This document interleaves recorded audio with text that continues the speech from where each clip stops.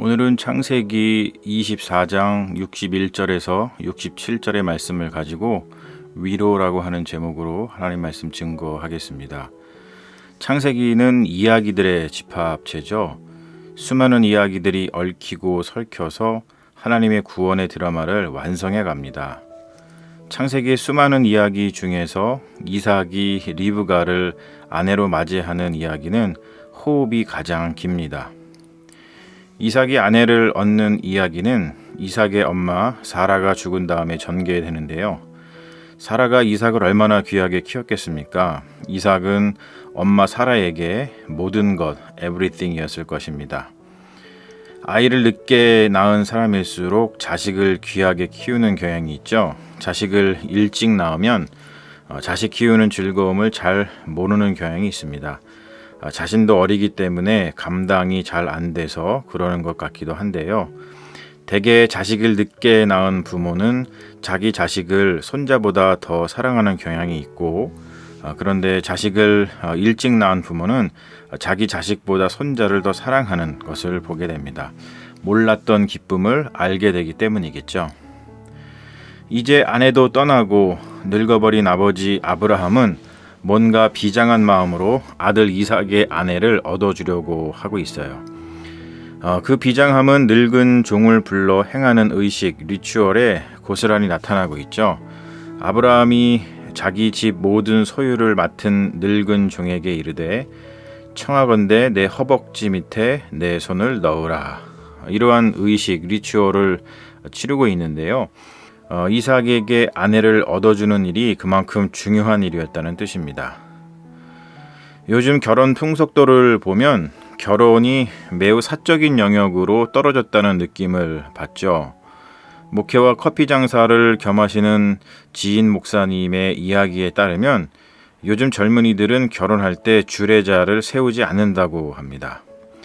동서고금을 막론하고 결혼은 일륜지 대사로서 인간의 삶 가운데 가장 중요한 사건 중 하나였지만 이제 그러한 통념도 바뀌고 있는 듯해요.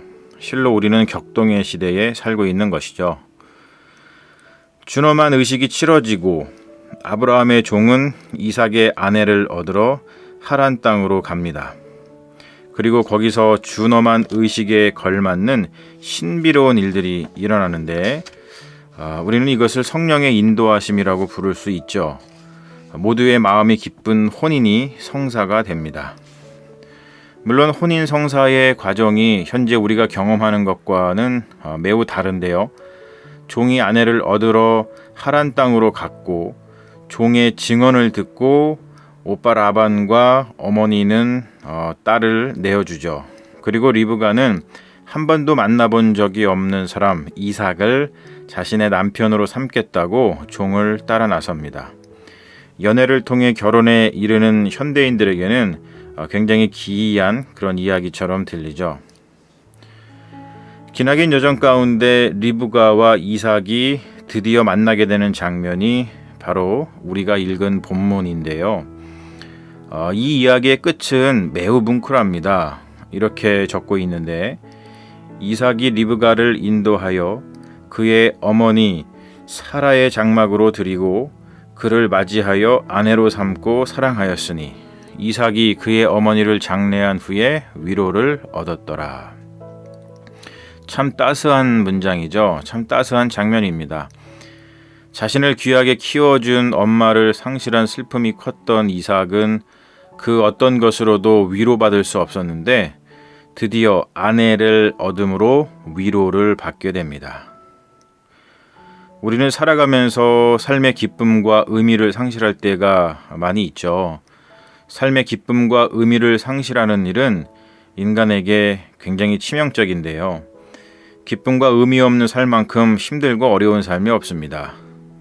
이삭이 리브가를 통해 위로를 얻었다는 뜻은 삶의 기쁨과 의미를 발견했다는 뜻이겠죠. 이러한 위로가 삶 속에 없다면 우리의 삶은 얼마나 메마른 삶이 될까요? 성서정과 렉셔너리, 구약에서 하나, 복음서에서 하나, 서신서에서 하나, 시편에서 하나, 우리 주일마다 그렇게 성경을 읽게 되어 있는 렉셔너리에 의해 함께 읽어야 하는 바울 서신 중 하나인 로마서를 보면 바울은 기쁨과 의미를 상실한 인간의 영혼을 매우 극적으로 표현하는 것을 볼 수 있어요. 그는 그 상황을 이렇게 표현하고 있는데요. 로마서 7장 24절입니다. 오호라 나는 곤고한 사람이로다. 이 사망의 몸에서 누가 나를 건져내랴. 매우 유명한 구절이죠. 기독교 인간론을 매우 극적으로 잘 표현하고 있는 문장으로 유명합니다. 아마 이 구절을 접한 사람은 이 구절을 통해 자기 실존을 표현하길 즐길 것입니다. 저도 살면서 실존의 비극을 경험할 때 입에서 저절로 이 말씀이 나옵니다. 오호라 나는 곤고한 사람이로다. 이 사망의 몸에서 누가 나를 건져내랴. 그러면서 저절로 기도가 나오죠. 주님, 저를 불쌍히 여겨주세요. 저를 구원해 주세요. 이런 기도가 저절로 나옵니다. 여기서 곤고한이라고 번역된 헬라어 탈라이로포스라는 말은 육체적인 고통으로 인해 겪게 되는 심한 고통이나 힘든 일을 겪는 상황을 묘사하는 단어인데요. 어떠한 절망 상태를 표현할 때 쓰는 단어입니다. 절망이라는 것이 그렇죠. 자기 자신이 스스로 감당할 수 있는 상태가 아닌 상태, 자기 자신의 힘으로는 더 이상 어떻게 해볼 도리가 없는 상황에서 느끼는 감정, 그것이 절망입니다. 근데 그 절망적인 상황에서 표현하는 그 단어를 가지고 바울은 그 절망을 표현하고 있는데요. 왜 이렇게 이런 감정을 표현하고 있는 것일까요? 바울은 자기의 실존을 이렇게 표현하고 있는데요. 우리말 성경으로다가 로마서 7장 18절에서 23절에 있는 말씀을 읽어보면 이렇게 표현하고 있습니다. 나는 내 안, 곧 내 육신 속에 선한 것이 거하지 않는 줄을 압니다. 원함은 내게 있으나 선을 행하는 것은 없습니다. 내가 원하는 선은 행하지 않고 오히려 원하지 않는 악을 행합니다. 만일 내가 원하지 않는 것을 행한다면 그것을 행하는 사람은 내가 아니라 내 안에 거하는 죄입니다. 내가 속으로는 하나님의 법을 즐거워하지만 내 지체 안에서 다른 하나의 법이 내 마음의 법과 싸워 나를 내 지체 안에 있는 죄의 법의 포로로 잡아가는 것을 봅니다. 이렇게 바울은 자기의 실존을 표현하고 있습니다. 우리 인간은 살아가면서 참 이상한 것을 경험하죠. 우리는 선한 것이 무엇인지를 압니다. 그래서 선을 행하고 싶은 마음도 있죠. 그리고 실제로 선을 행하려고 노력을 합니다. 그런데 막상 행동을 하면 이상하게 그토록 원하는 선은 행하지 않게 되고 원하지 않는 악을 행하게 된다는 거예요. 왜 그럴까요? 내 지체 안에 있는 하나의 다른 법이 있기 때문이라고 바울은 말하고 있는데요. 그 다른 법을 바울은 죄의 법이라고 부릅니다. 죄의 법, 눈으로 보이지는 않지만 우리가 삶 속에서 실제로 경험하는 법이죠. 온갖 악한 일은 바로 여기에서 비롯됩니다. 바울은 우리 인간의 실존을 적나라하게 드러내 보여주고 있는데요. 로마서 7장 23절이 그것을 아주 잘 담아내고 있죠. 내 지체 속에 한 다른 법이 내 마음의 법과 싸워 내 지체 속에 있는 죄의 법으로 나를 사로잡는 것을 보는도다. 이 문장에서 쓰이고 있는 단어는 모두 전쟁 용어입니다. 싸워라고 번역된 헬라어 안티스트라티오메노는 적을 향해 군대를 이끌고 가다 전쟁을 일으키다 라는 뜻을 가진 동사인데요. 이것뿐만이 아니고 사로잡을 것을로 번역된 헬라어 아이크말로티존타라는 말도 마찬가지인데요. 이것은 전쟁 프로를 사로잡다, 적을 체포해 감옥에 가두다 라고 하는 뜻을 가지고 있는 동사입니다. 바울은 이것을 통해서 우리 인간의 실존을 적나라하게 드러내고 있죠. 우리 마음은 실상 전쟁터라는 뜻입니다. 그런데 그 전쟁에서 우리는 승리하고 있는 것이 아니라 패배하고 있다고 이야기를 하고 있어요. 우리의 실존이 죄의 법에 의해 전쟁 포로로 잡혀 있다는 것을 말하고 있죠. 전쟁도 끔찍하고 혼란스러운데 그 전쟁에서 포로로 사로잡혀 있다는 것만큼 절망도 없을 것입니다. 바울이 살던 로마 시대에 의하면 전쟁 포로는 무조건 노예가 됐습니다. 노예의 삶에 무슨 기쁨과 의미가 있을까요? 노예는 죽지 못해 살거나 차라리 죽는 게 낫다고 생각하며 하루하루를 지옥같이 보낼 것이죠.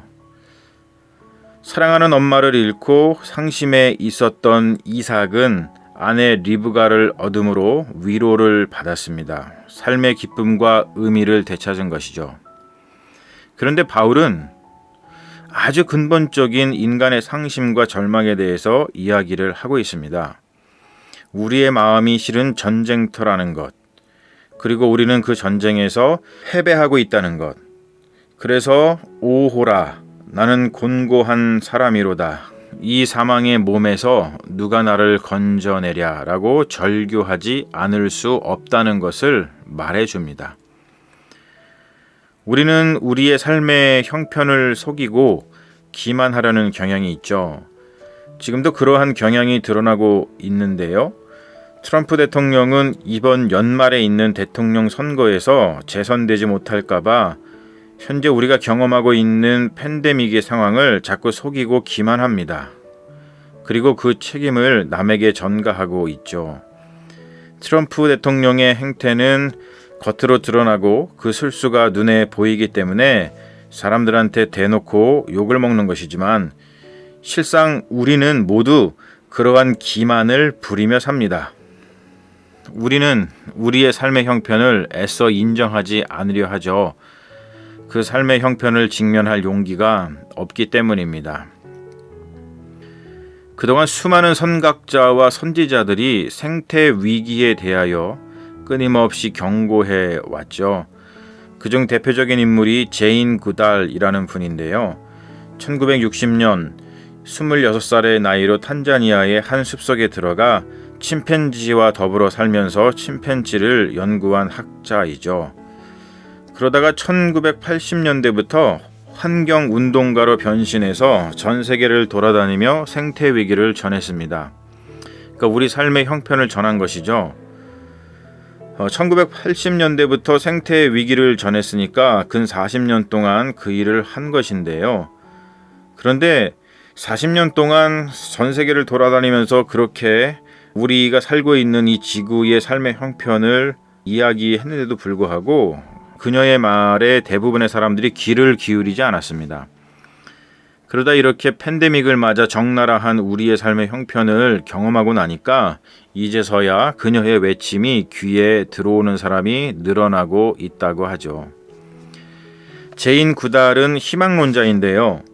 우리의 작은 행동이 세상을 바꿀 수 있다고 말합니다.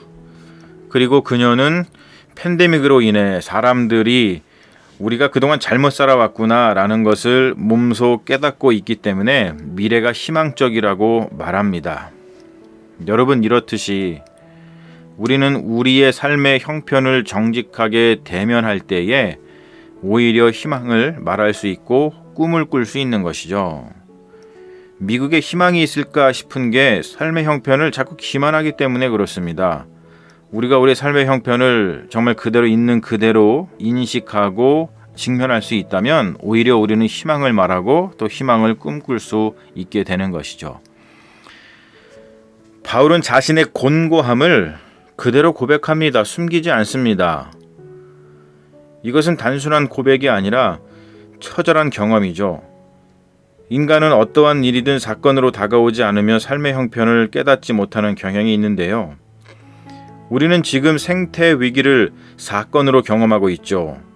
그래서 우리는 이전보다 더 많이, 더 심각하게 생태 위기를 말하고 있어요. 이번에 준비를 잘 하지 못하면, 삶의 방식을 바꾸지 못하면 우리는 더욱더 치명적인 생태 위기를 경험하게 될 것입니다. 무엇보다도 삶의 방식을 이번에 바꾸지 못하면 식량 폭동을 곧 경험하게 될 거라는 이야기들이 오고 있죠. 식량이 부족하여 수많은 인류가 굶어 죽을 것이고, 식량을 구하기 위하여 전쟁이 발생할 것이고, 식량 때문에 서로 죽고 죽이는 비참한 상황을 맞이하게 될 거라는 이야기가 지금 선각자들을 통해서 계속 들려오고 있습니다. 여러분, 이 비극을 피하기 위해서 지금이 바로 행동할 때입니다. 바울이 인간 실존의 곤고함을 적나라하게 드러내는 이유는 인간을 욕보이기 위해서가 아니죠. 인간 실존의 곤고함을 드러내서 그래 너는 이런 상태야, 너는 지금 죄인이야 라고 하면서 인간을 욕보이기 위함이 아니라, 바울이 인간 실존의 곤고함을 적나라하게 드러내는 이유는 인간을 구원하기 위해서입니다. 본인이 지금 절망적인 상황에 처해 있다는 것을 알지 못하는 사람은 구원을 바랄 수 없습니다. 그리고 구원이 있다는 것도 모르죠. 얼마나 안타깝습니까? 구원이 있는데 구원을 알지 못한다. 그러나 자신의 곤고함을 안다면 인간은 바울이 고백하고 있는 것처럼 구원을 갈망할 수 있습니다. 오호라, 나는 곤고한 사람이로다. 이 사망의 몸에서 누가 나를 건져내랴. 여러분, 여기서 바울이 말하는 누가는 누구입니까? 바로 우리의 구세주 예수 그리스도입니다. 이 구원의 갈망에 우리 주 예수 그리스도는 이렇게 말씀하고 계시는데요. 마태복음 11장 28절에서 30절의 말씀입니다. 수고하고 무거운 짐진 자들아, 다 내게로 오라. 내가 너희를 쉬게 하리라. 나는 마음이 온유하고 겸손하니 나의 멍에를 메고 내게 배우라. 그리하면 너희 마음이 쉼을 얻으리니 이는 내 멍에는 쉽고 내 짐은 가벼움이라. 우리의 실존이 그 어느 때보다 절망에 놓여 있습니다. 우리의 실존이 그 어느 때보다 구원을 갈망합니다. 우리는 이러한 상황에서 오늘 말씀을 통해 마음이 즐거운 복음을 접했죠. 이삭이 그의 어머니를 장례한 후에 위로를 얻었더라. 예수님이 이렇게 말씀하셨어요. 그리하면 너희 마음이 쉼을 얻으리라. 기쁨과 의미를 상실한 이 시대, 우리는 어떻게 위로를 받을 수 있을까요? 우리는 어떻게 기쁨과 의미를 되찾을 수 있을까요? 우리의 삶에는 소망이 있습니까? 오호라, 나는 곤고한 사람이로다. 이 사망의 몸에서 누가 나를 건져내랴. 우리의 구원자 예수 그리스도께서 우리에게 이렇게 말씀하십니다. 수고하고 무거운 짐진 자들아, 기쁨과 의미를 상실한 자들아, 곤고한 자들아, 다 내게로 오라. 나는 마음이 온유하고 겸손하니 나의 멍에를 메고 내게 배우라. 그리하면 너희 마음이 쉼을 얻으리라. 다시 한번 우리의 구원자 예수 그리스도를 묵상하고 배워보는 시간이 되어야겠습니다. 예수 그리스도의 이름을 그 어느 때보다도 우리의 입술에 두어야겠습니다. 그러면 분명히 우리는 우리 주 예수 그리스도를 통해서 위로를 받을 것이라 믿습니다. 우리 하나님께서 이런 위로를 여러분들에게 베푸시기를 주님의 이름으로 축원합니다. 우리 같이 기도하겠습니다. 주님, 우리는 참으로 절망의 시대를 살고 있습니다. 생태가 망가져 신음하고 있는 소리를 그토록 못 듣다가 이제 겨우 듣게 되었습니다. 오호라, 나는 곤고한 사람이로다. 이 사망의 몸에서 누가 나를 건져내랴. 라고 하는 탄식이 저절로 나옵니다. 이 깊은 절망에서 우리는 탄식할 뿐입니다. 주여, 오셔서 우리의 위로가 되어 주소서. 이 비참한 현실에서, 이 실존에서 우리를 구원하실 수 있는 분은 오직 주님 뿐이십니다. 우리 주 예수 그리스도의 멍에를 메고 그분을 배우게 하소서. 그리하여 우리의 생각을 바꾸고 삶의 방식을 바꾸어 슬픔에서 기쁨으로, 아픔에서 위로로, 절망에서 희망으로 우리의 삶의 현실을 바꾸어 나가도록 이끌어 주옵소서. 예수님의 이름으로 기도합니다. 아멘.